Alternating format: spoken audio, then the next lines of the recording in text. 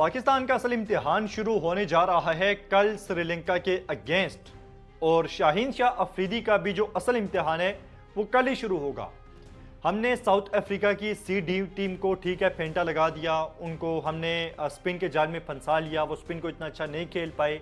और दूसरी बात, इतनी सीनियर टीम नहीं थी उनकी, और पैंतरे हमने जो आजमाए उनमें वो फंस गए। लेकिन अब अगर आप ये सोचें कि वही पैंतरे हम आजमाएंगे श्रीलंका के अगेंस्ट, तो ऐसा नहीं होने वाला। श्रीलंका आपके जाल में नहीं फंसने वाला, क्योंकि श्रीलंका एक तो स्पिन को बहुत अच्छा खेलता है, और दूसरा उनके पास जो स्पिनर्स हैं, ये जो आप गड़ा खोदेंगे श्रीलंका के लिए, ये आप पे ही उल्टा हो सकता है। श्रीलंका के स्पिनर्स को देखें तो हसरंगा, थिक्शना और वंडर से, तो थिक्शना और Hasaranga world class bowler spin के। और हमने एशिया कप में भी देखा कि श्रीलंका के जो बल्लेबाज थे वो बड़े आसान जो है वो बना के खेल रहे थे, अफगानिस्तान के स्पिनर्स हों या इंडिया के स्पिनर्स हों। और जहां पे वो फंसे वो फास्ट बॉलिंग के अगेंस्ट ही फंसे हैं। बाकी स्पिनर्स को उन्होंने बिल्कुल आसानी से टैकल किया एशिया कप में भी। तो अब यहाँ पे पाकिस्तान के स्क्वाड को देखें, बहुत ज़्यादा उखाड़ पिछाड़ है, कोई भी सिरा हमारे सामने नहीं है। क्योंकि हसीबुल्ला स्क्वाड में तो मौजूद है, लेकिन वो कौन से नंबर पे खेलेगा इसकी क्लैरिटी नहीं है। हालांकि हसीबुल्ला को खेलना चाहिए एज अ ओपनर, फखर को बेंच पे बैठना चाहिए।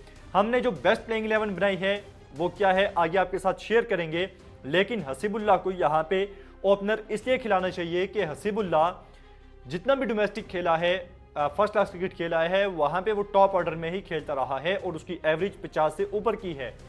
और T20I में हमने उसके साथ क्या किया, 3 नंबर पे, 5 पे, 6 पे खिला के उसे बिल्कुल साइड लाइन कर दिया। और अब क्योंकि पाकिस्तान के पास हसन नवाज के जाने के बाद कोई भी प्रॉपर फिनिशर नहीं है, और उसकी गैर मौजूदगी में अब शायद मैनेजमेंट ये सोच रही है कि हसीबुल्ला को हम खिला लेंगे 6ठे नंबर पे एज अ फिनिशर के रोल में, और वो उसको नहीं खेल पाएगा उस तरह से। हसन नवाज के जाने के बाद लाजमी तौर पे सिलेक्ट करना चाहिए था इरफान खान नियाजी को या फिर अब्दुल समद को, और बेस्ट ऑप्शन था इरफान खान नियाजी, जिसे बिल्कुल आप कह लें कि मुड़ के भी उसकी तरफ कोई नहीं देख रहा। अब प्लेइंग 11 जो बेस्ट प्लेइंग 11 होगी हमारी नज़र में वर्ल्ड कप की तैयारी करने के लिए 2027 के, उस पर जाने से पहले जो पिंडी की विकेट है उसके बारे में बात कर लेते हैं। रावलपिंडी की विकेट फ्लैट विकेट होती है, फास्ट बॉलर्स को थोड़ी बहुत हेल्प मिल जाती है शुरू में, लेकिन उसके बाद रन्स आते हैं और बहुत ज़्यादा रन्स आते हैं। लेकिन एक और चीज़ ये है कि रावलपिंडी में जो लास्ट टाइम चैंपियन ट्रॉफी के 3 मैचेस हुए, उसमें 2 मैचेस बारिश की नज़र हो गए, एक हमारा मैच और एक अफ्रीका वर्सेस ऑस्ट्रेलिया का मैच। और जो तीसरा मैच था बांग्लादेश वर्सेस न्यूजीलैंड, बांग्लादेश ने टारगेट दिया 236 रन का, न्यूजीलैंड ने बड़ी आसानी से वो टारगेट चेस कर लिया। तो रावलपिंडी की विकेट एक तो ग्राउंड छोटा है, बैटिंग के लिए अच्छी विकेट होती है, और स्पिनर्स के लिए ज़ाहिर सी बात है विकेट हम बनाएंगे नहीं, तो जो टारगेट है वो टीम्स चेस करने के लिए ही जाती हैं। और कल भी यही देखने को मिलेगा कि जो भी टीम टॉस जीतेगी वो पहले बॉलिंग ही करेगी। अब बात करते हैं प्लेइंग 11 की, उसके बाद तफसील से इस प्लेइंग 11 पे हम नज़र दौड़ाएंगे। सबसे पहले ओपनर देख लें, साइम अयूब, हसीबुल्ला, बाबर आजम, मोहम्मद रिजवान, सलमान अली आगा, हुसैन तल्लत, मोहम्मद नवाज, शाहीन शाह अफरीदी, मोहम्मद वसीम जूनियर, नसीम शाह, फैसल अकरम। फैसल अकरम को खिलाना बड़ा ज़रूरी है। बहुत टाइम से हम इसे लेके चल रहे हैं यंगस्टर को, लेकिन उस तरह से चांसेस नहीं दे रहे। और आगे जाके वर्ल्ड कप जब हम खेलेंगे, अभी कोई इतनी बड़ी सीरीज़ तो है नहीं, कोई इतना सीरियस मामला तो है नहीं, तो फैसल अकरम को ये बेस्ट टाइम है कि हम इसे चांस दें। और उसके बाद वसीम जूनियर, पहले में नहीं खिलाया, दूसरे में खिलाया, तीसरे में ड्रॉप कर दिया।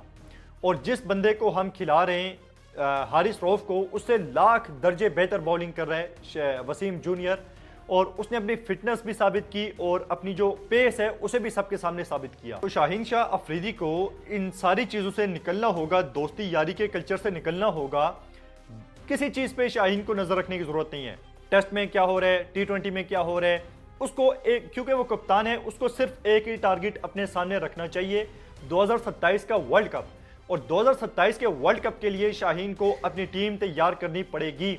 अगर वो ठीक टीम तैयार करना चाहता है तो उसे उस कल्चर से निकलना पड़ेगा जो हम पहले देखते हुए आ रहे हैं, दोस्ती यारी के कल्चर से निकलना पड़ेगा। और ये जो बार बार खिला रहे हैं हारिस रऊफ को, इस चीज़ से बाहर आना पड़ेगा। पहले 2 मैचेस में अगर हारिस रऊफ पे पाबंदी ना होती तो यकीन माने वसीम जूनियर को एक मैच भी नहीं मिलना था। वसीम जूनियर को एक मैच मिला, उसने हर बंदे को जो है वो जो उस पर तनकीद कर रहा था उसे गलत साबित किया, और जो उसके हक में आवाज़ें उठ रही थी उन्हें बिल्कुल भी मायूस नहीं किया। तो उसे एक मैच खिला के बिठाते हुए शाहीन ये बात कर रहे हैं कि हम उसे रेस्ट दे रहे हैं। यार 4 साल में 3 साल में एक बंदा टोटल 2-3 मैचेस खेल रहा है, उसे किस चीज़ की रेस्ट की ज़रूरत है? और रेस्ट आप किस चीज़ की दे रहे हैं? खेल आप अफ्रीका की सी-डी टीम से रहें, और वहां पे भी अगर उसे मौका नहीं देंगे तो फिर कब खेलेगा वसीम जूनियर? तो टारगेट आपके सामने बड़ा क्लियर है शाहीन साहब, 2027 का वर्ल्ड कप है, आप कप्तानी करेंगे 2027 के वर्ल्ड कप में।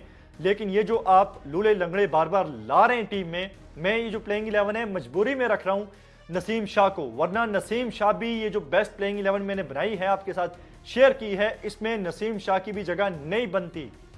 लेकिन जाहिर सी बात है नई बॉल के साथ बॉलिंग कौन करेगा? तो नई बॉल का बॉलर है हमारे पास इस स्क्वाड में और कोई भी नहीं है। अब जो बड़ा इंपॉर्टेंट पॉइंट है वो है हसीबुल्लाह को, हसीबुल्लाह के साथ खेलेगा रिजवान, कोई इसमें हर्ज नहीं है। दुनिया भर में टीम्स 2-2 विकेट कीपर के साथ खेल रही हैं, एक एज अ बैट्समैन खेल रहा है और एक एज अ विकेट कीपर खेल रहा है। रिजवान से कीपिंग करवा लें या हसीबुल्लाह से करवा लें, मेरे ख्याल में बेहतर ऑप्शन है कि रिजवान से ही कीपिंग करवाएं और हसीबुल्लाह का सारा फोकस आप रखें बैटिंग पे, और हसीबुल्लाह भी ओपनिंग करे साइम अयूब के साथ। फखर जमान बैठ जाए, कोई वर्ल्ड कप का मैच नहीं चल रहा, यही वो टाइम है जब हसीबुल्लाह को आपने टेस्ट करना है, उसे कॉन्फिडेंस देना है और एक बैकअप ओपनर आप तैयार कर सकते हैं, यही वो टाइम है। और हसीबुल्लाह टॉप पे ही खेलना चाहिए, शुरू से ही ओपनर खेलता रहे या वन डाउन खेलता रहे, तो ऐसा नहीं हो सकता कि हसीबुल्लाह 6ठे नंबर पे आके फिनिशर के रोल में खेले। अब इससे पहले बात करें श्रीलंका की, तो श्रीलंका 2009 में सीरीज हमारे से जीता था, तब जीता था जब श्रीलंका की टीम पे अटैक हुआ था, और उसके बाद श्रीलंका एक बार आई 2019 में और वो सीरीज हार के गई। तो लंबे अरसे के बाद श्रीलंका हमारे अगेंस्ट खेलने आ रही है ओडीआई में, और उम्मीद है कि पाकिस्तान श्रीलंका को आसानी से शिकस्त देगा, कम अज कम 3-0 से नहीं तो 2-1 से पाकिस्तान को शिकस्त देनी पड़ेगी श्रीलंका को, और एक तगड़ा मुकाबला करना पड़ेगा। श्रीलंका की टीम कोई छोटी टीम नहीं है, आप ये मत सोचें कि वन साइडेड हम हराएंगे श्रीलंका को, ये नहीं होने वाला। बाकी इस प्लेइंग 11 के बारे में आपकी क्या राय है और आप क्या सोचते हैं कि बेस्ट प्लेइंग 11 क्या हो सकती है? कमेंट बॉक्स में अपनी राय का इज़हार जरूर कीजिएगा।